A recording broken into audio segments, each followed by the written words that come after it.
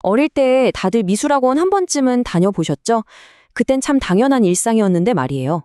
하지만 지금 미술학원들은 그야말로 생존을 위협하는 거대한 폭풍우 한가운데 서 있습니다.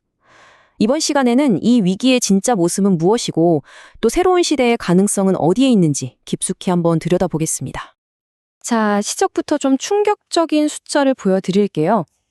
27만 9,930명. 이게 뭐냐면요. 불과 3년 뒤인 2027년에 예상되는 초등학교 1학년 학생 수입니다. 미술학원뿐만 아니라 모든 학원 시장 자체가 이렇게 줄어들고 있다는 아주 강력한 신호죠. 이게 그냥 숫자로만 보면 감이 잘 안 오는데 이 말을 한번 들어보세요. 30년 동안 가족이 운영해온 학원의 문을 최근에 닫은 한 원장님의 목소리입니다. 이 한마디에 담긴 무게가 느껴지시나요? 문제가 단순히 학생 수가 줄어드는 것, 그 이상이라는 걸 알 수 있죠. 자, 그럼 첫 번째로 대체 왜 이런 위기가 온 건지 그 외부적인 압박부터 한번 짚어보겠습니다. 가장 근본적인 문제, 바로 그림을 그릴 아이들이 사라지고 있다는 겁니다. 이 타임라인을 보시면 와, 정말 숨이 턱 막히죠? 불과 몇 년 사이에 학원에 올 수 있는 아이들 수가 그야말로 수직으로 떨어지고 있습니다.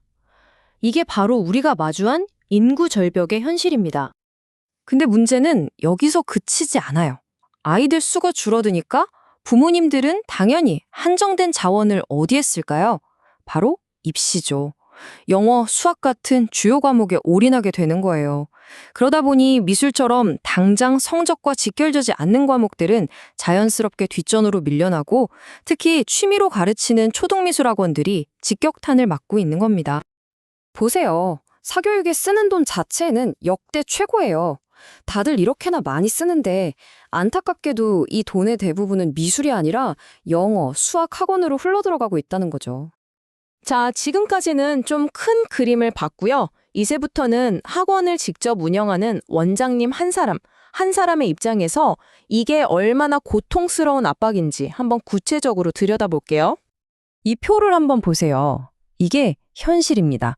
정말 억소리 나는 돈을 들여서 창업을 했는데 매달 시솟는 월세 내고 선생님 월급 주고 나면 원생을 70명이나 받아도 정작 원장님 손에 쥐는 돈은 글쎄요, 평범한 직장인 월급 정도거나 그보다 못할 수도 있다는 거죠.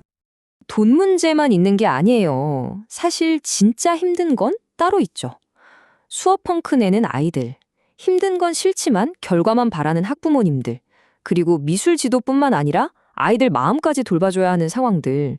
이건 정말 겪어보지 않으면 모르는 스트레스거든요. 결국 이런 다각적인 압박들이 뭘 보여주냐면요. 예전 방식 그대로 운영하는 미술학원 모델은 이제 더 이상 먹히지 않는다는 걸 아주 적나라하게 증명하고 있는 겁니다. 이게 바로 미술 교육 현장의 딜레마예요. 양쪽을 한번 비교해 보세요. 부모님들은 미술로 좋은 대학 보내주세요 하면서 동시에 애 스트레스는 받게 하지 말아주세요라고 해요. 이게 가능한 일일까요?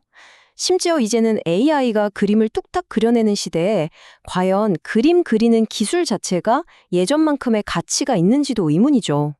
결국 원장님들은 이런 생각에 빠지게 되는 거예요. 한번 들어보세요. 내가 지금 미술 선생님인지 상담사인지 아니면 그냥 돌봄 교사인지 대체 뭐 하는 사람이지? 하는 정체성의 혼란, 극심한 번아웃으로 이어질 수밖에 없는 거죠. 자, 그럼 이대로 그냥 끝일까요? 희망이 없을까요? 아니요, 그렇지는 않습니다. 오히려 이 위기가 미술 교육의 목적 자체를 완전히 새롭게 바꿀 수 있는 아주 중요한 기회가 될 수 있습니다. 바로 이 부분에 핵심이 있습니다. AI가 웬만한 기술적인 일들을 다 해주는 시대가 왔잖아요. 그럼 앞으로 인간에게 진짜 중요한 능력은 뭘까요?